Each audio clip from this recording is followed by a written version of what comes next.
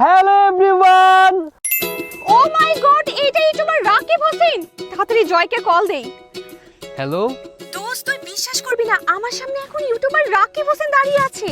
আচ্ছা আচ্ছা দাঁড়া, আমি আসতেছি। গাইস, আজকের ওয়েদারটা কিন্তু অনেক ভাইয়া, আমি আপনার বিশাল বড় ফ্যান। একটা সেলফি তুলি প্লিজ। হ্যাঁ শিওর। ওকে থ্যাংক ইউ, আমি একটু ব্যস্ত তো, ব্লক করতেছি।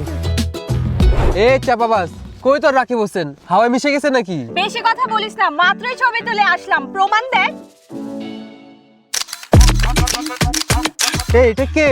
কেন রাকিব ভাইয়া? এটা যে রাকিব হোসেন, প্রমাণ কি?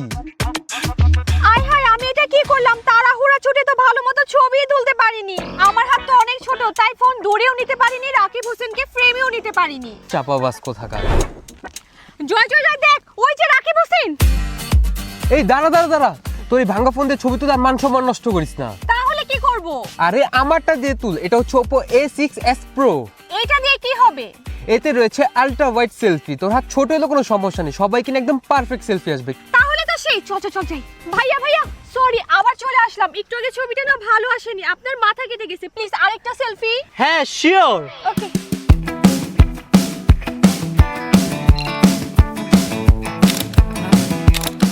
লং লাস্টিং ব্যাটারি পাওয়ার আর সবাইকে নিয়ে perfect frame Oppo A6s Pro।